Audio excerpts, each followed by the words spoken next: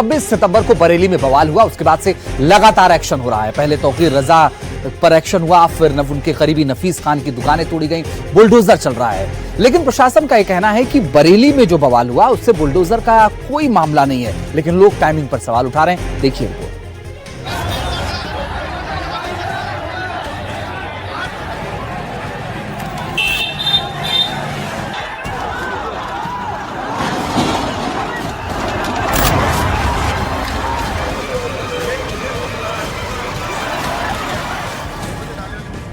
जिस बरेली में तौकीर रजा की इजाजत के बिना पत्ता भी नहीं खड़कता था, वहां बुलडोजर हरकत में आया तो दरो दीवार कांप उठी।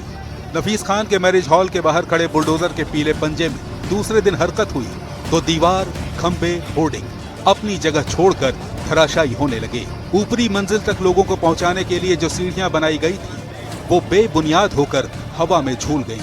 यही अंजाम इमारत के बाकी हिस्सों के लिए भी तय कर दिया गया। ये मैरिज हॉल जो आज से सिर्फ 2 दिन पहले तक आलीशान हुआ करता था, बुलडोजर प्रहार से खंडहर हो चुका है। कल जो काम 4 बुलडोजर कर रहे थे, आज वही काम सिर्फ 2 बुलडोजर से लिया जा रहा है। ये मैरिज हॉल तौकीर रजा खान के करीब उसी डॉक्टर नफीस खान का है जो तौकीर रजा की पार्टी इत्तेहाद मिल्लत काउंसिल का राष्ट्रीय महासचिव है।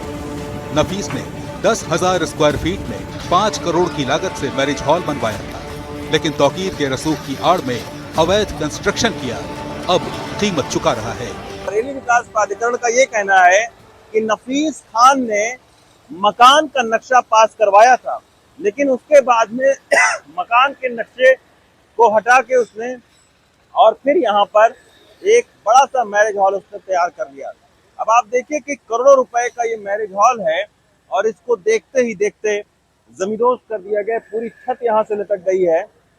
और अगर मैं आपको दूसरी साइड दिखाऊं तो ये आप देखिए, ये इस बैंकेट हॉल का ये एक रिसेप्शन होता था जहां पर लोगों को आते थे लोग बुक करवाने के लिए। और ये आप देखिए, ये पूरी तरीके से ये डायरी, ये सारा जो बैंकेट हॉल का दस्तावेज थे वो सब जो है वो जमींदोज हो गए हैं। ये पूरा जो बैंकेट हॉल है ये मिट्टी में मिल गया है। अब खतरा उस दुकान पर भी मंडरा रहा है जिसमें बैठकर चश्मे बेचते बेचते नफीस खान टेक्नीशियन से डॉक्टर बन गया।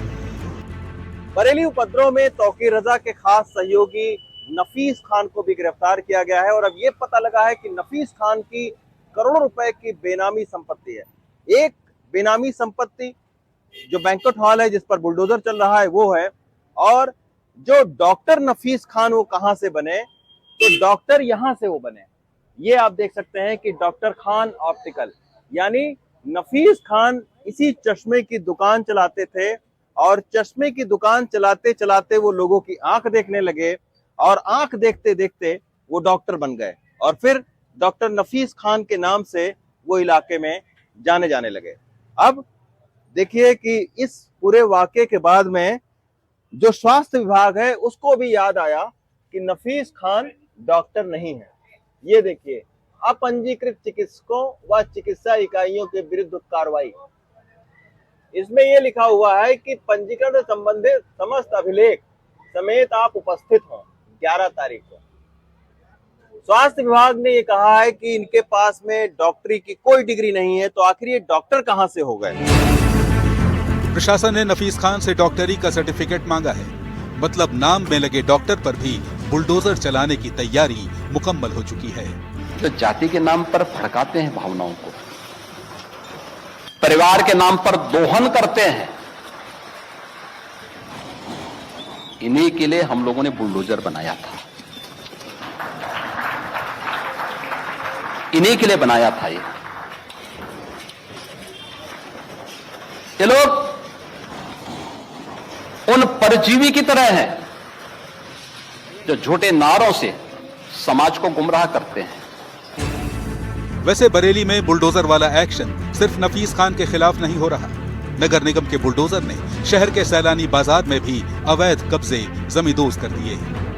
मैं इस वक्त सैलानी बाजार में हूं और बरेली हिंसा के बाद में आप देख सकते हैं कि ये अवैध अतिक्रमण को हटाने का जो सिलसिला शुरू हुआ है वो 3 दिन पहले जो तौकीर रजा से जुड़े हुए लोग थे उनके प्रॉपर्टी पर जो बुलडोज़र चलाने का एक्शन शुरू हुआ है, उसके बाद से अब आप देखिए कि अब फिर से सैलानी बाज़ार में ये आप देखिए दो बुलडोज़र लगे हुए हैं और उससे जो है वो अवैध अतिक्रमण को हटाया जा रहा है। प्रशासन का ये साफ तौर पर कहना है कि ये अवैध अतिक्रमण हटाने के अभियान का उन बरेली के हिंसा से कोई लेना देना नहीं है, लेकिन सवाल ये उठता है कि जो स्थानीय लोग पूछ रहे हैं, ये पूछ रहे हैं कि भाई ये इतनी पुरानी बाज़ार थी, इतना पुराना यहाँ पर दुकान स्ट्रक्चर बना हुआ था, तो अब आखिर क्यों ज़रूरत पड़ी इस एक्शन की। तो निश्चित तौर पर जो स्थानीय लोग हैं वो इस एक्शन को बरेली हिंसा से ही जुड़ा हुआ मान रहे हैं। हालांकि प्रशासन ये जरूर कह रहा है कि ये पूरी तरीके से अवैध अतिक्रमण हटाने का मामला है। बरेली में योगी सरकार के एक्शन से हड़कंप है। तमाम विरोधी दल सरकार के एक्शन पर सवाल उठा रहे हैं, मनमानी का इल्जाम लगा रहे हैं। अखिलेश यादव की समाजवादी पार्टी सबसे आगे है।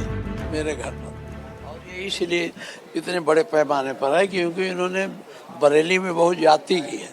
निरपराध लोगों को पकड़ के जेल में डाला, उन्हें पीटा है, किसी का घर गिराया है।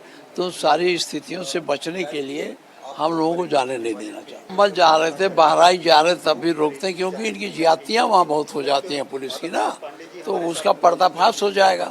हम लोग आएंगे तो हम लोग जब प्रेस में कहेंगे तो बातें ज्यादा फैलेंगी। समाजवादी पार्टी ने बीजेपी पर जुल्म का आरोप लगाया तो छूटते ही बीजेपी ने सवाल दाग दिया, पूछा कि ये आंसू किसके लिए है। तो मैं उनसे पूछना चाहता हूं कि किसके ऊपर आंसू बहाने आप जा रहे हैं वहां पर?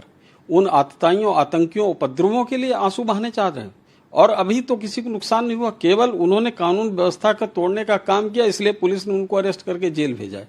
इसके अलावा तो कोई कार्रवाई नहीं हुई। कि माहौल वो चाह रहे थे खराब हुआ नहीं, पूरी तरीके से नियंत्रण में आ गया। अब इनको लग रहा शायद हम जाएंगे तो धीरे धीरे खराब होगा, तो किसी को बरेली का माहौल खराब करने की इजाजत नहीं दी जाएगी।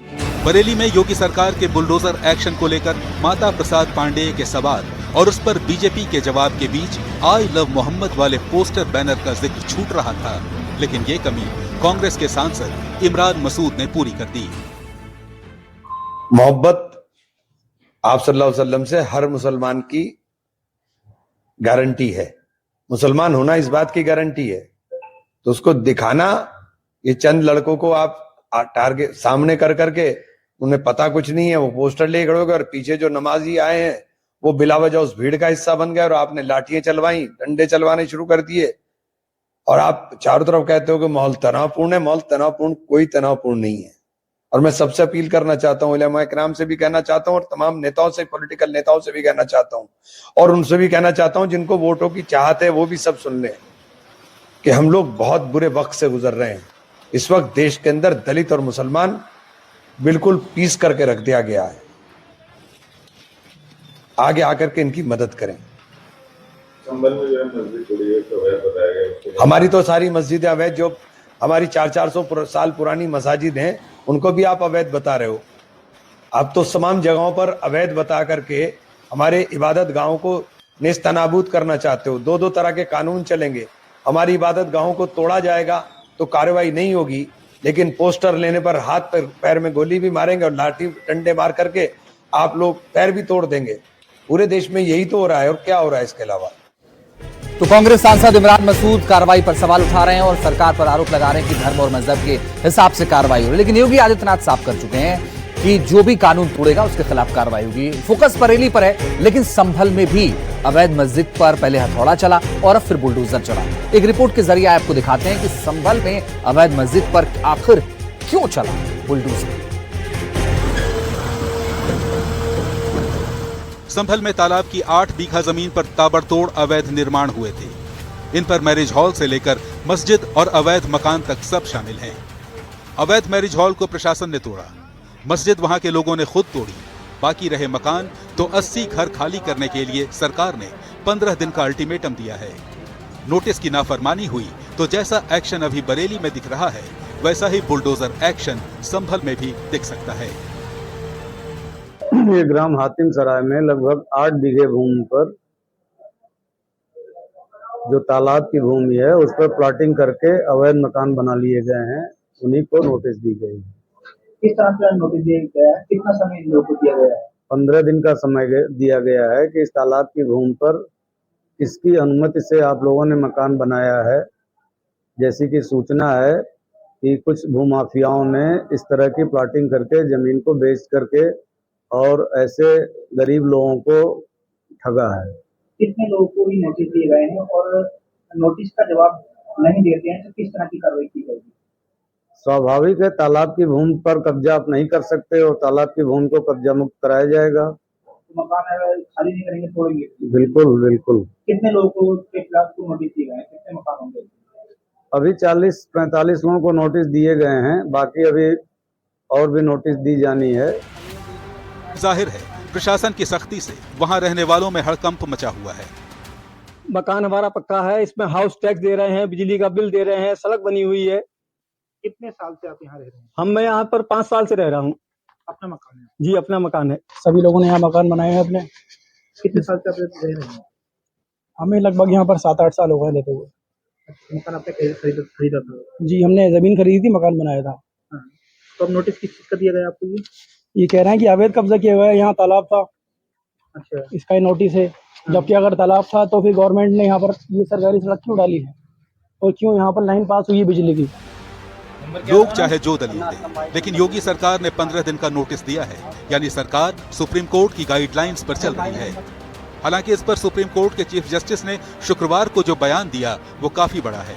मॉरिशस में sir Morris Raoult memorial lecture 2025 में सीजेआई ने कहा, सरकार एक साथ जज, जूरी और जल्लाद नहीं बन सकती। बुलडोजर शासन संविधान के अनुच्छेद 21 यानी जीवन और व्यक्तिगत स्वतंत्रता के संरक्षण के अधिकार का उल्लंघन है। कोई भी निर्णय वो न्यायपालिका के अनुरूप होना चाहिए, जिसमें लोगों को न्याय मिल सके, और न्यायपालिका में कहीं भी बुलडोजर का कोई स्थान नहीं है। न्यायपालिका न्याय करती है और न्यायपालिका जो न्याय करती है उसको सब लोग मानते हैं। वहां उसमें कहीं भी बुलडोजर का जिक्र न्यायपालिका में नहीं। इसलिए मैं समझता हूं ये बुलडोजर संस्कृति बंद होनी चाहिए। इसका जवाब दिया उत्तर प्रदेश के मंत्री संजय निषाद ने। बोले, जो हो रहा है कानून के दायरे में है। ये देखो, कानून में ही बुलडोजर है। अगर अवैध संपत्ति है तो कानून के बाद उसे तो किसी हाथ से तो साफ नहीं होगा।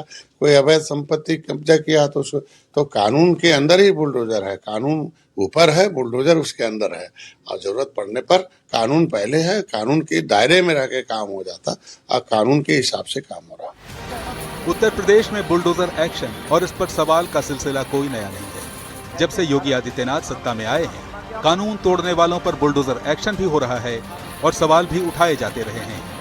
लेकिन इस पर योगी की सोच बिल्कुल स्पष्ट है।